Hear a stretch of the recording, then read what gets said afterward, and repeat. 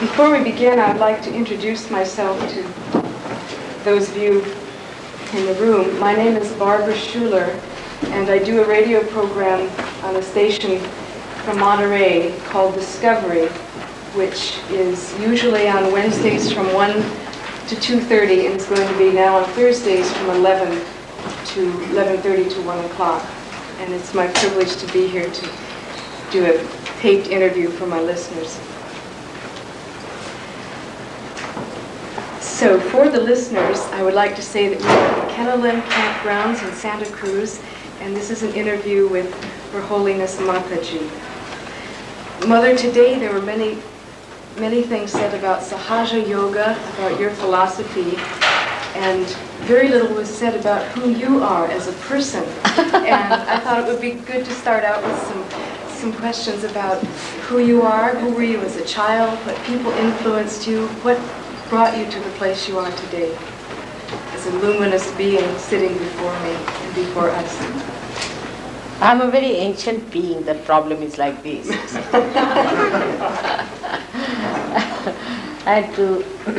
What can I tell you about myself? I just don't know what part will interest you.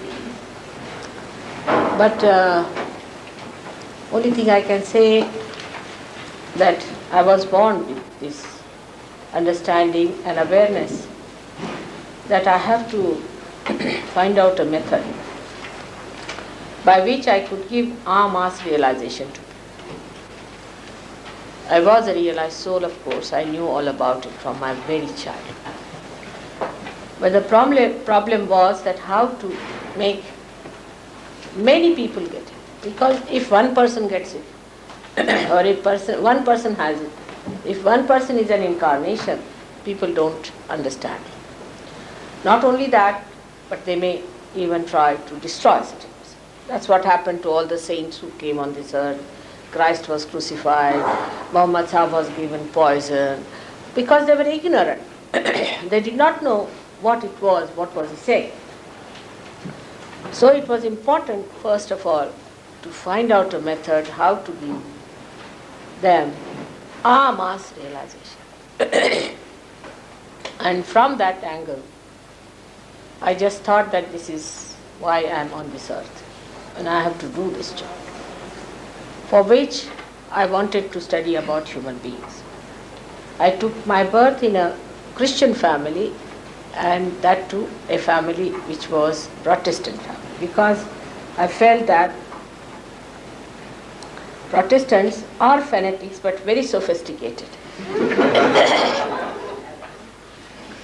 And they rationalize everything to such an extent that nobody can see beyond it.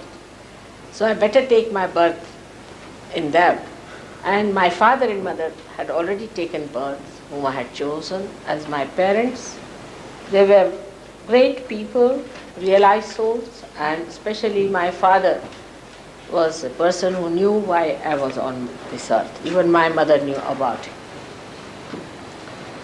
So a special rapport was between them and me, and they could understand why I was busy meditating or finding out about how to give realization to others.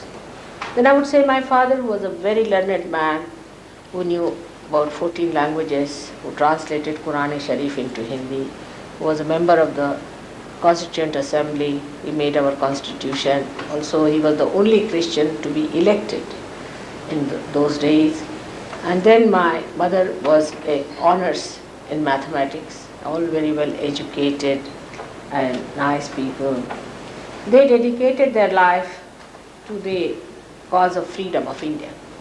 And I also felt that that was very important, because if we are not free, we cannot do anything on religious basis. This one thing is to be free from this level. And that's how I also helped them a lot, and our whole family suffered a lot. And I went through terrible times at a very young age. I was with Mahatma Gandhi also, because he liked me very much as a child, so I stayed on with him. Then I used to come back to study again, go back to him. He used to call me Nepali, because my face has a Nepali face. And he used to talk to me as if he's talking to his grandmother sometimes. He was very sweet, and he was a very sweet man, extremely sweet person to children, very strict with himself and strict with others, elderly people. But with children, he was very, very sweet and kind and would try to learn from children a lot of things. It was surprising how he understood that there's a lot of wisdom with the children sometimes than with the older people who are mixed up. Now we got our independence, and we had a very bad setback because of the partition we had in our country. And I was studying in Lahore Medical College there because I wanted to know about medicine, what these people call such and such thing, because I knew all this, but I knew about the body, I knew about everything, what you call the complete nervous system, but I did not know what was the vocabulary attached to it, so I studied there for 2 years. And after that, this war broke out, so I had to discontinue with my studies, and my parents wanted me to get married. And then I found that my marriage was important. I agreed to marry, and I married this gentleman, Mr. C.P. Srivastava. Then, during all that time, my only pastime or the full-time work was to find out about human beings. What's the problem they have?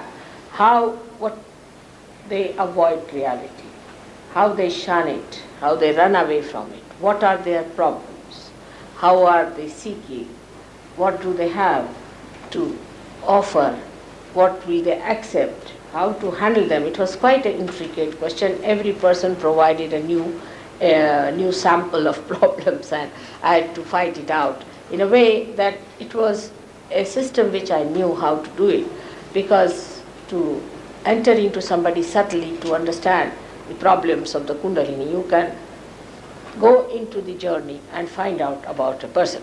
And then I found out the permutations and combinations of their problems. So it is like you can say that like periodic tables, you have to divide them into 3, then into 7, then into their permutations and combinations. So you can imagine 3 into 7 raised to power eternity. It was like that. But doesn't matter. It worked out. And in the year 1970, on the 5th of May, I was a little bit hesitant at that time. I thought I should wait, but certain circumstances made me to open the last center. And when I opened the last center, we started working with others on our scale. But still, I gave realization only to one lady who came to my house. I tried if it works out with her. And I gave a realization by touching her centers one by one, 6 centers, and then bringing out the Kundalini on top of the head. What does it mean to open the last center? Last center is the center which is the limbic area, where is the seat of all the 7 centers. It's all integration there. So far, everybody who has come, like Christ has come on this center, what we call the Agyacha, or Krishna has come on this center, which is the Vishuddhi chakra. Like that, they have been appearing on every center of ours, giving us a new dimension to our awareness. And that's how our awareness has improved to this extent. And now the time is for you to get your absolute, to get your spirit, that your spirit must shine into your attention, that you should have your self-realization, that you should have your second birth. That's the time. And that is only possible if baptism, the real baptism works out, real. Not artificial, somebody coming and putting the hand on your head and saying, now you are baptized. That's not the way. But it is a real thing that happens, that you start feeling the cool breeze of the Holy Ghost coming out. So, then I started giving first of all realization without confronting any kind of opposition or anything. I started with one lady, then I went ahead with it. Then the first 12 people got realization. Then I was very happy because our mass realization has started. Then gradually it started working out. I went to Indian villages. I thought they are better, simple people. First work on the simpler people. And they got realization. Now we have thousands of people in the villages who have got realization. They have dropped out all their bad habits. They have become very creative. They are doing very well. They are very happy. And they are experts. So many of them are experts, I can say, in India now, whom we call as Sahajogi, maybe in thousands. Some are working in the villages, and some are working in some cities. So we have lots of people now in India who can do this job. This all happened since 1970. I started. Yeah. I have a question that's important to me and to many people who are searching for something or seeking perhaps what you call self-realization or sahaja yoga or something. Some of us don't know exactly what it is. Yes, and we find that there are many teachers. How do we recognize those teachers that you might call fraudulent from the real ones? It's so difficult because they all seem to be able to inspire us in certain ways and give us experiences. How do we know who is teaching something that's true and who is being deceptive? First and foremost thing is, anybody who lives on your earnings is not a guru. A guru will never live on the earnings of his disciples. But here there are people who have built palaces, bought aircrafts and cars and this.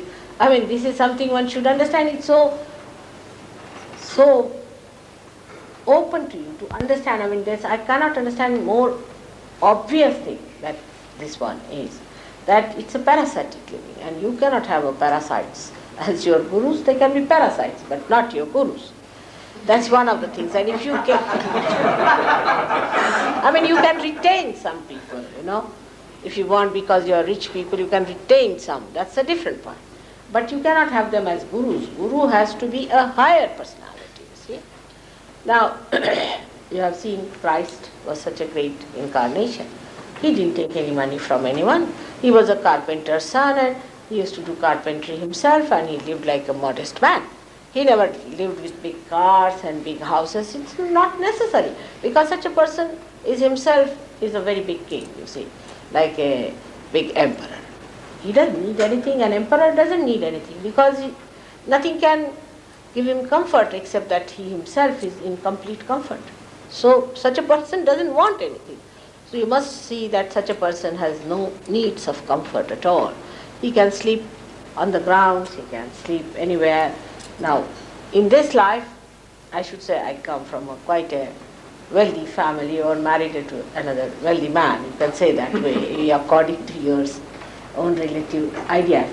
But to me, I can sleep anywhere. I have no problem.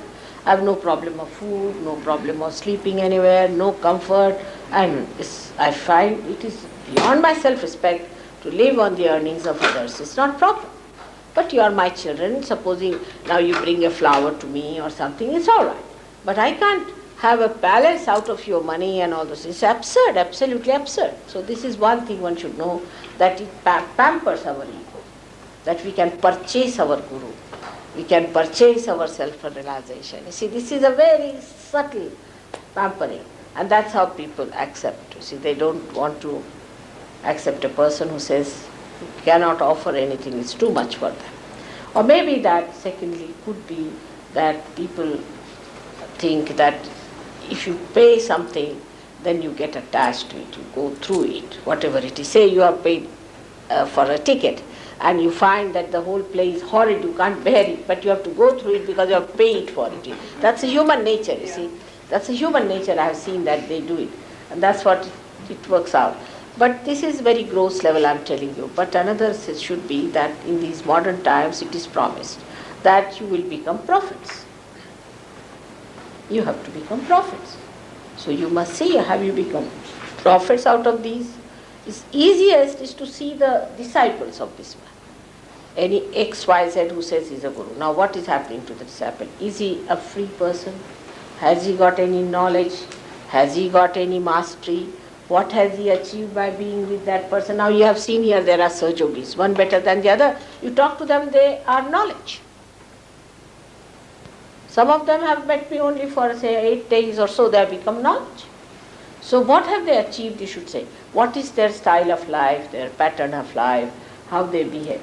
And there cannot be any privacy about it. You see, like mafia, you don't tell that and you don't say that and you shouldn't do that. Of course, in Sahaja Yoga, the truth is exposed gradually. But it is not like this that if you give some money, nobody knows. Everybody knows everything in Sahaja. You see, now supposing we have to build an ashram, say for example. All right, you build your ashram, you collect your money, do what you like and know about it. I have nothing to do with it. Also among yourself, you should know how you got the money, how you spent it, what is the expense and all that. Because ashram you can pay for, but not for your realization. And this is one thing, it's very important, that what you get out of it is important, that you should become a prophet. Have you become a prophet? Then thirdly, you must know that if you are going from one to another, what we call guru shopping business, that means you have not found it. Otherwise you would just settle down. But some people are so weak that they do settle down with one and are finished with that. You must always see the people who go to these gurus, what have they got? Have they got their transformation? Because this is the age of transformation. Mataji, what about teachers or gurus who produce miracles? You go to a guru who will materialize something out of the air and say this is divine. This is all jugglery. It's all jugglery. And also, you see, now supposing somebody says, I produce a diamond. Now these people come from India. Why don't they solve the financial problem of India?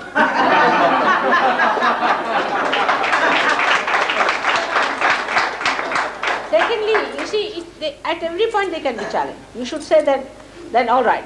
One gentleman came to me and said that he gave me a diamond. I said, why you? How many diamonds you have? He said, hundreds. Then I said, why did he give you?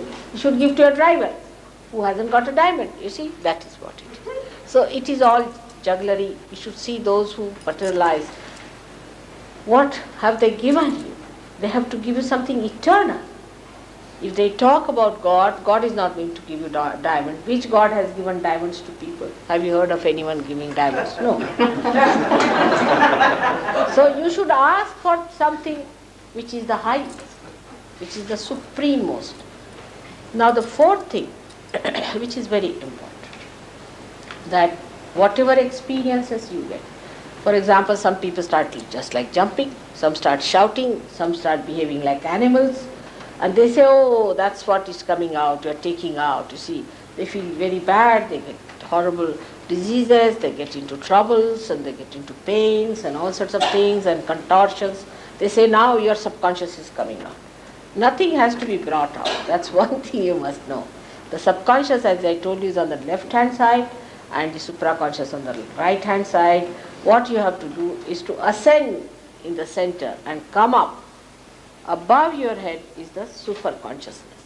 And when you become that, then you develop collective consciousness. So those who want you to become like frogs, again, you must know that you are not going to become frogs anymore.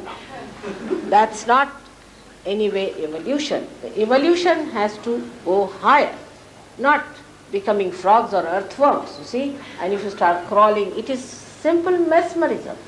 Anybody mesmerizes can do these tricks, you see. It's simple mesmerism. And then to believe that now you are surrendered and all that is all nonsense, you see. It has no meaning to realization. In realization, you just become the master. You become the master of it. There are many people in this country who came and lured you by their talks also, talking big about Brahma, Atma Tattva, this, that and everything. That is not the way you can, that is what is just the pendulum moving from Christian sermon to Hindu sermon, and from Hindu sermon to Islamic sermon, from there to the Rabbi sermon. It goes on like that, you see. That's not the way. You have to rise higher within yourself. And that's why those who lecture about these things are really sometimes can be very, very dangerous. And so many have died of cancer, this, that. I don't know what to say, that people who go to these people get into very bad troubles and suffer so much. And then on top of that, when all this happens, they say, you must suffer. That's a very good excuse. You must suffer. You must pay to suffer. Pay money to suffer. And then people go on suffering. Now one thing I have to tell you, that Christ has suffered for us. We don't have to suffer anymore. Those who deny his sufferings will have to go for suffering. All right, have it. But he suffered for us. There is no need for us to suffer anymore. When he is awakened within us, he takes away all that is our ego, means our karmas, our superego, that is our conditioning, completely removed, and you become one with the divine. There is no need for anybody to suffer. And this idea of suffering is all nonsensical. You should not suffer at all. Good. I'm glad it's over. Mataji, you're called mother. It seems that in the Hindu tradition there's a special context or meaning of the word mother. What is this meaning? You see, in the Indian philosophy, even in the Christian philosophy it is so, but it has been little bit changed. If you read the books of his saints, you will find they have described the mother. You see, the Holy Ghost is the mother. When they say about the Holy Ghost, she is the mother. But how can you have, you must reason it out, how can you have a father and a son without a mother? It's a simple thing like that, you see. So it's the mother only. Holy Ghost is very important. So Holy Ghost is the mother. You see, an absurd thing. I mean, to have such a thing. Even homosexuals cannot have children. It's a funny thing, isn't it? Absolutely absurd. But Christians accepted this. I don't know why. Why didn't they go in to find out what is this Holy Ghost business is? They said it's a mystery. How can you say it's a mystery? When you cannot explain, then better not say anything about it. So Holy Ghost is something hanging in the air. No one knows. It's a mystery. And the rest of it is the Father and the Son. It's absurd. Now, the principle of mother is in every scripture, has to be there. Now the mother's character is that she is the one who is the womb. She is the one who is the mother. And she is the one who nourishes you. She nourishes us, you know that. And this feminine thing in every human being resides as this kundalini, as you have seen it. And when she rises, she gives you this new awareness, which becomes compassion, which is flowing, which becomes soothing, nourishing energy of love. And that's what today people are saying, feminist, this thing and all that. That's again a pendulum, a man becoming a woman, woman becoming man. All these problems here are because of this.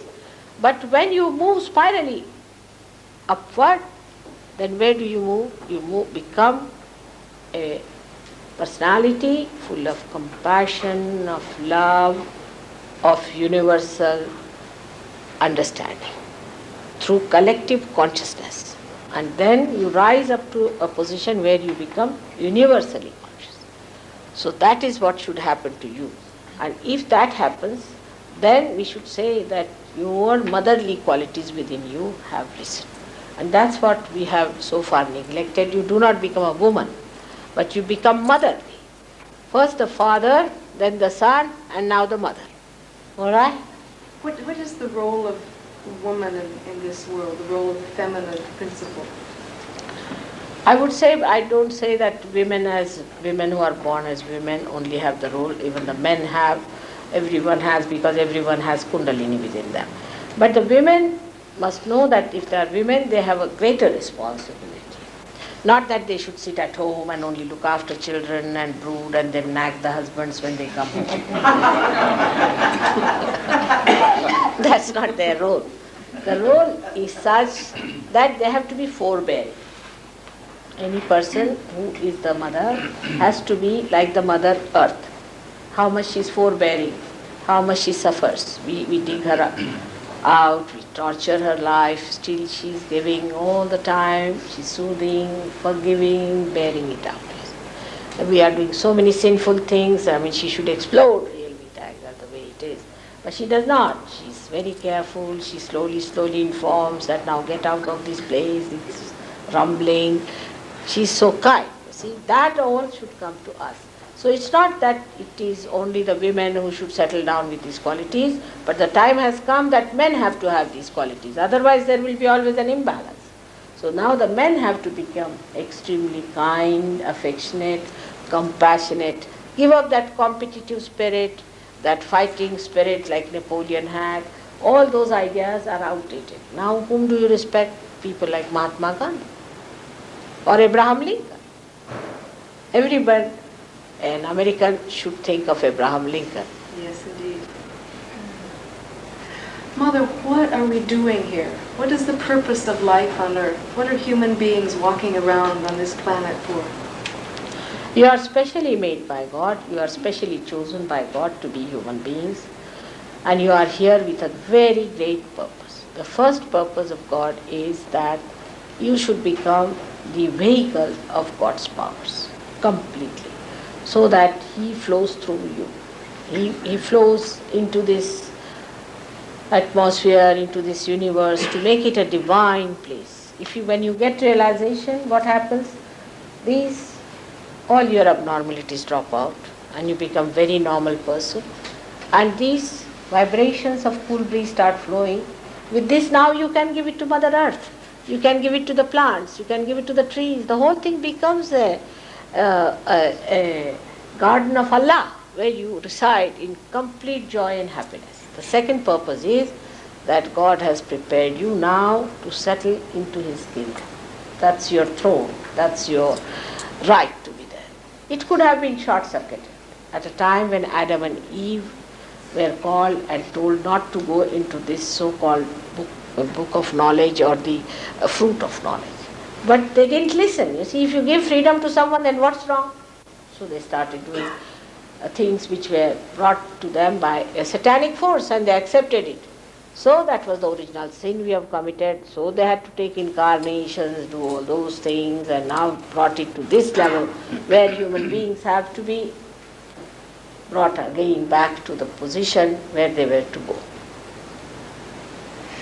Mother, what is the true nature of death? Is it possible that we can choose not to die? What's the purpose of death? See, death is just like changing your clothes. So sometimes when you use too much of your clothes, get tired, you want to change it. Like that, death is, nobody dies. There's nothing that dies, except that the part that is the Mother Earth and the part that is the water falls off, and you remain as you are. But if you are a realized soul, then you have a choice. If you want to be born again, you would like to be born. If you don't want to be born, you will not be born.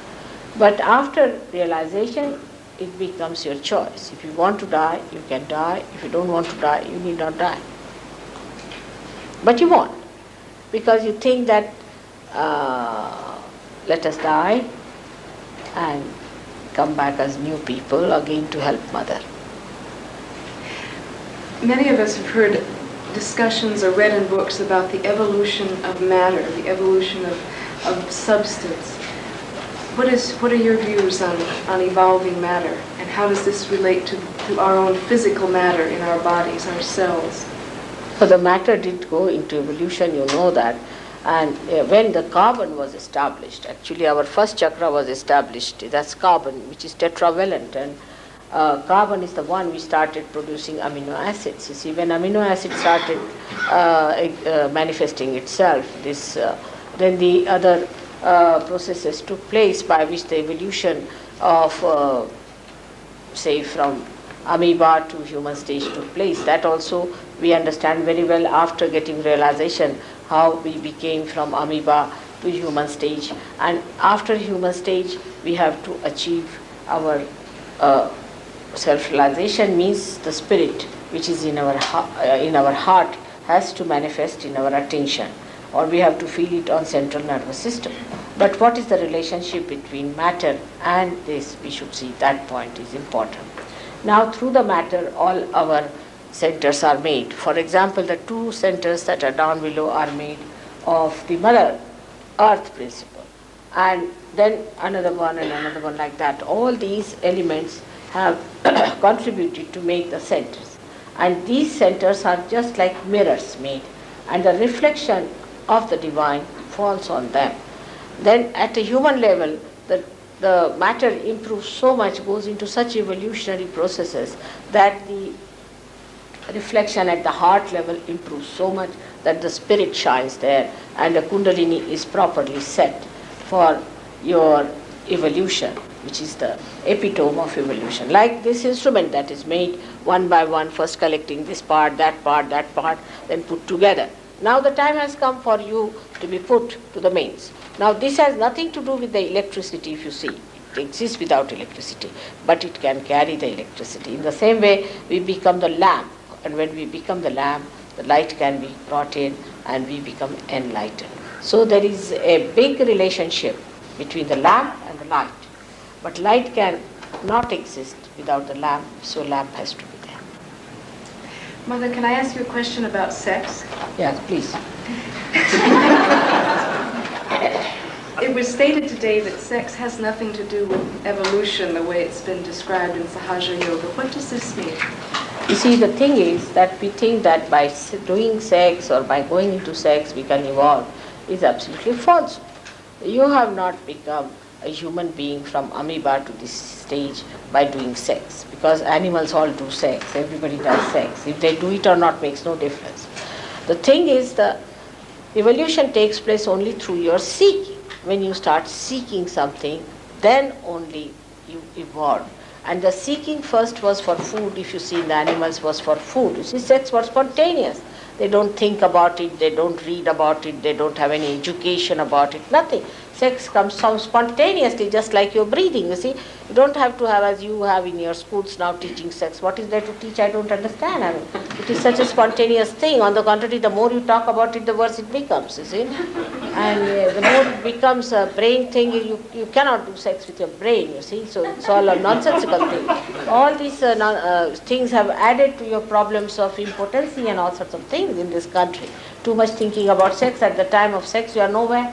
You are lost. So what's the use of such a life, you see? So the people who think about sex too much are really very unnatural people. They are very unnatural.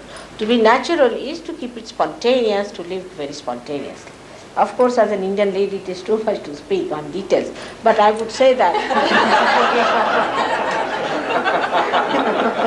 we are not supposed to even say the word sex in Indian life. You see, it's like that, you see. But I think we are very potent people. The amount of children we are producing, you can never produce, even if you want to. So,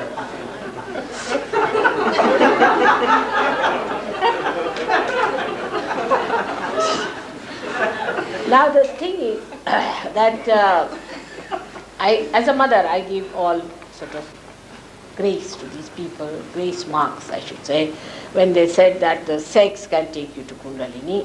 Because, you know, in the beginning, they must have tried something like that. And they must have seen the expression of the deity, which has got a trunk, you see, which is settled on the center. We call it as Ganapati, who actually incarnated as Christ on this earth later on. But he is the Ganapati. And there you see just the trunk. And they must have misunderstood that this trunk is the Kundalini because it has a shape like that. And that's why they might have said it. But it's the most dangerous thing. If you go through sex, then you open yourself absolutely to hell. If you go towards sex and try to come to God, is absolutely wrong. See, Christ has gone to such a limit because Christ was born here and he looks after our all optic lobes and all this part of the eyes. And what he said, thou shalt not have adulterous eyes. Just see. What does that mean? That means you have innocent eyes. He was innocent. He was the embodiment of innocence. Thou shalt not have adulterous eyes. No lust and no greed in your eyes. Now, it's only possible if Christ is awakened within you. Once he's awakened within you, then you will have your innocence and you will also lose the lust from your eyes. Eyes will be absolutely looking but not getting involved. That sort of a thing will happen to you. So the sex, which is a normal thing to do, has to be sanctified by collective people, should be done in a proper way so that you get good children. The marriage should be sanctified collectively and should be done in a proper way and should be looked after. Because now of course, people are on a different line, but when I had come 10 years back, when I told them that you have to have sanity about sex, they were very angry and they said, you are Victorian. They called me Queen Victoria. But now I think they have learnt a lesson, because I had told them that you will get a disease which you will not be able to overcome. Don't do all this nonsense of perversion. It's very nonsensical. But even now they are trying to evade the issue. Don't try to evade the issue. You can be cured of that disease if you can awaken your innocence within yourself. Through the grace of Christ only we can do it. Mother, we have heard that when we learn love, then we shall have will. What is the relationship between love and will? When we'll have love, then we'll have will. Good. Love is when you become the Spirit. Because Spirit is nothing but God's love. It's all-pervading power. It's Spirit. So when you know that love, which is not attachment, it's not attachment. You see, like a sap rises in the tree, it goes to even to the trunk, and then to the branches, to the leaves, to the flowers, to everyone. It doesn't settle down into one flower. If it does, then the flower dies and the tree also dies. So it is not attached, but it is nourishing.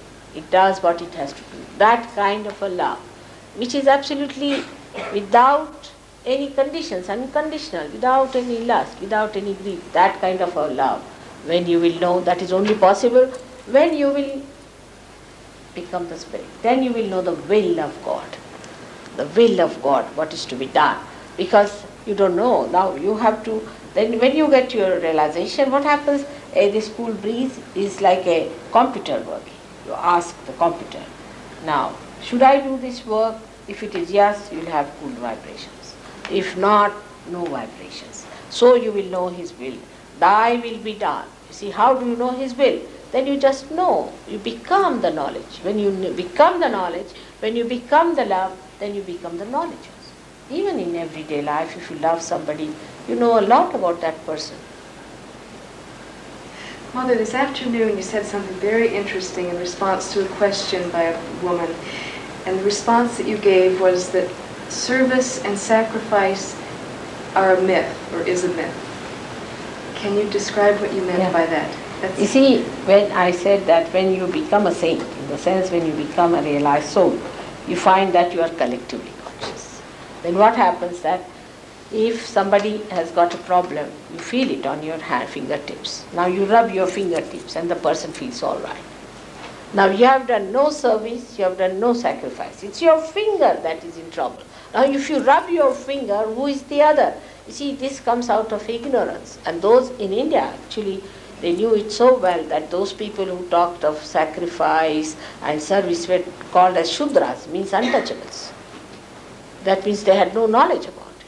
Those people who talked that we'll serve you, you'll do this dirty work of yours, that dirty work of yours, they were called as Shudras. They are not the people who should be touched, because they have no awareness that the all-pervading power of God is there, which does everything. What you have to do is to just become one with it.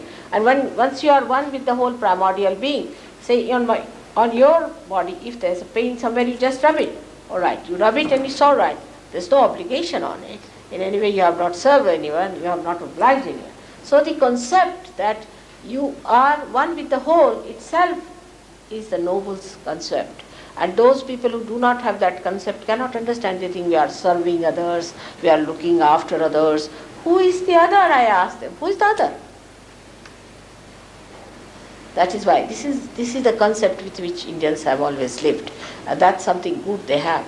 But they also picked up, you see, when your missionaries went there, they also started their missions. They start serving and all that.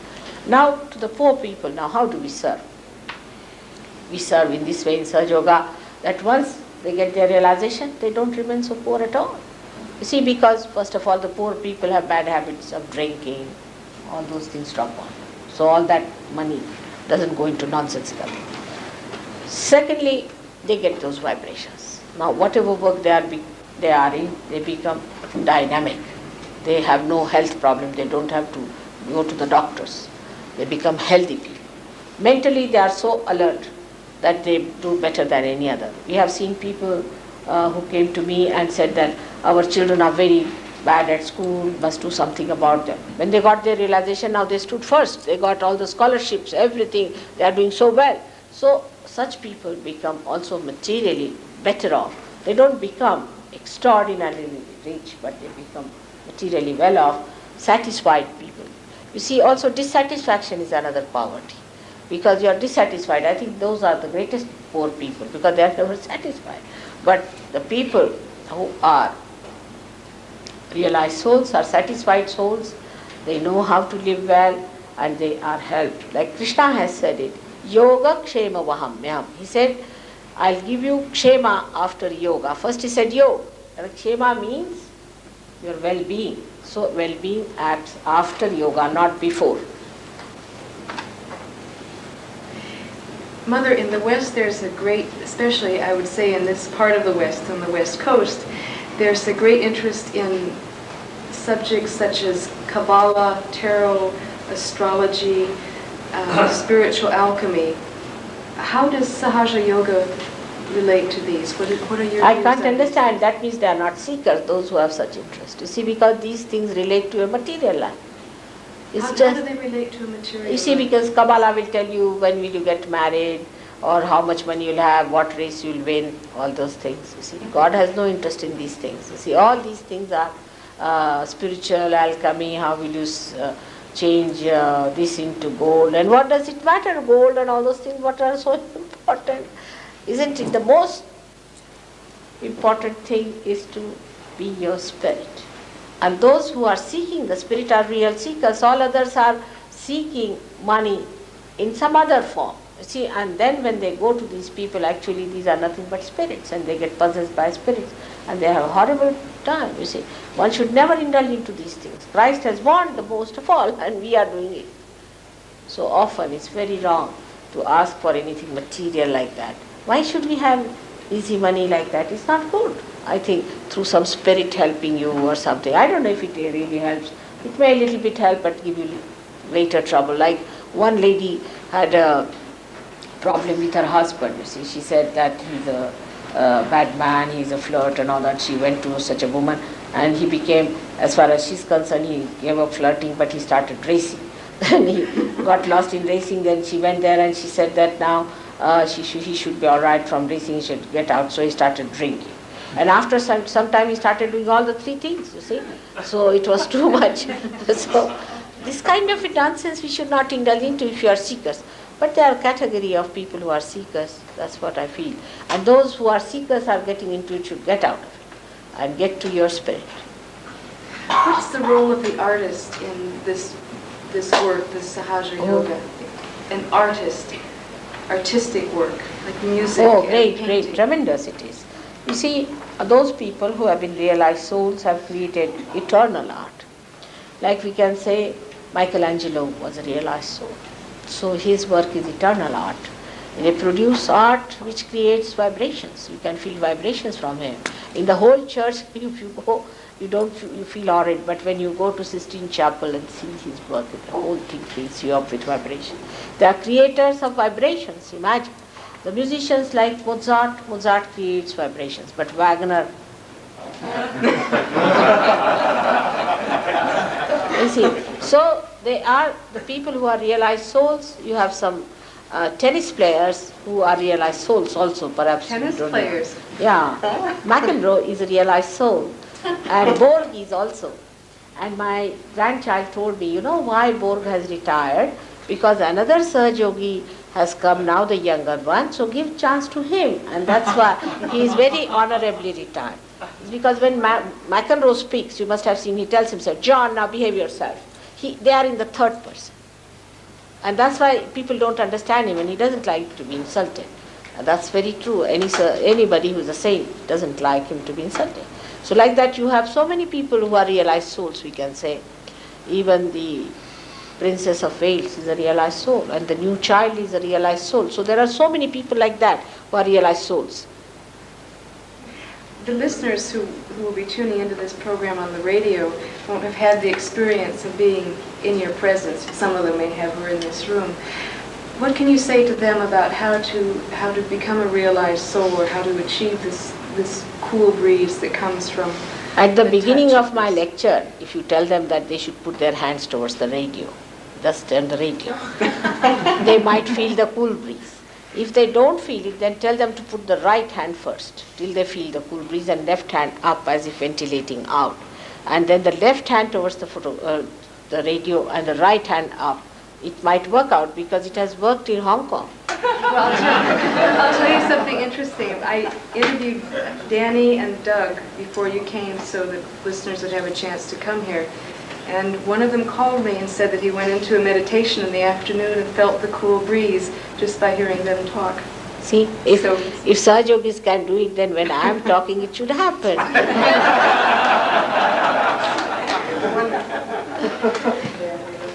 We're about at the end of the interview, and what I want to do now, Mother, is give you a chance to say what's in your heart to say. What is there that you wish to share that has not been said this evening?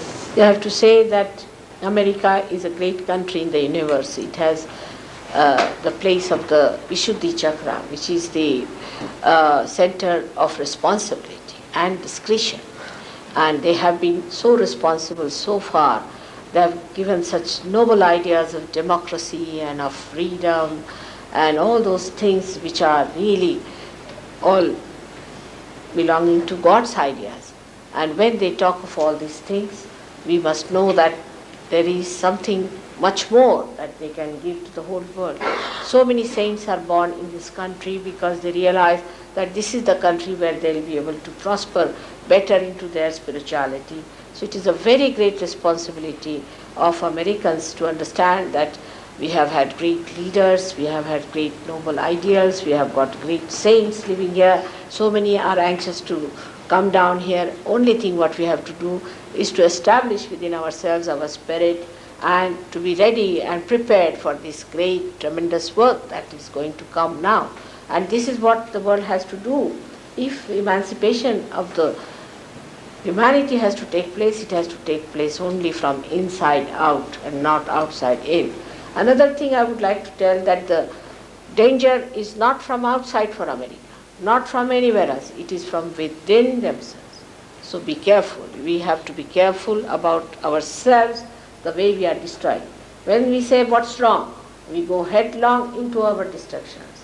Human beings should not take freedom as abandonment, but freedom to enjoy completely and fully. The freedom that takes you to a destruction is not freedom. And the right idea of freedom must be taken, and people should know that freedom, ultimate freedom, is when you become your own master. When there are no habits, when you cannot be dominated by anything, you are above everything. That's the freedom you have to achieve. And that is why people talked long time back in this country about freedom. They helped all the countries to get their freedom, and now it is their job to get them their own freedom within themselves so that others will also follow. May God bless you all. Thank you, Mother. May God bless you.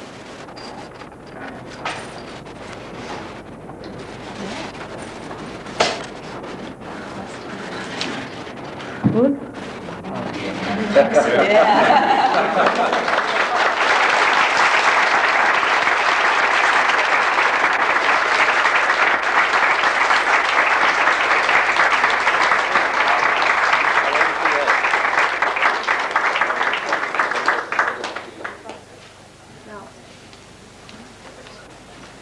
That was really nice of her to give so much time. You see, it's important because your videos are also for Sahaja Yoga created. Everything is for Sahaja Yoga. They have to act for Sahaja Yoga only because this has to spread everywhere. Christ could not have met the whole world, you see. I can.